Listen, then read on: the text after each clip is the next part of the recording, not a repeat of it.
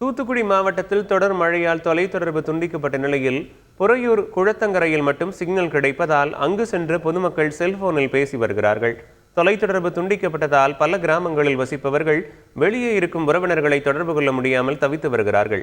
இந்நிலையில் குறும்பூரை அடுத்த புறையூரில் இருக்கும் கடம்பா குளக்கரையில் மட்டும் லேசாக சிக்னல் கிடைப்பதால் சுற்றுவட்டார பகுதிகளைச் சேர்ந்த மக்கள் அந்த இடத்துக்கு சென்று தங்கள் உறவினர்களுடன் பேசி வருகிறார்கள்.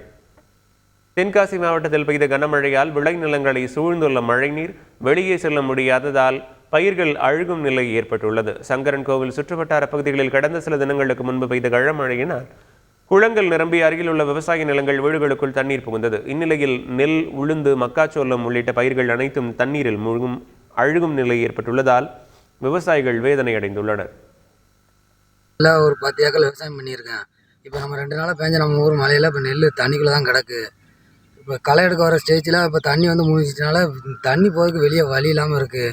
இப்போ ஏக்கருக்கு கிட்டத்தட்ட 30,000 40,000 வரைக்கும் செலவு பண்ணியிருக்கோம். என்ன பண்ணுறது இல்லை. அடுத்து விவசாயம் பண்ணணும்னா கையில் கூட காசு இல்லை. இதுக்கு அரசாங்கம் தான் ஒரு உரிய நிவாரணம் வழங்கணும். செய்திகளை உடனுக்குடன் தெரிந்து கொள்ள உடனே சப்ஸ்கிரைப் பண்ணுங்க.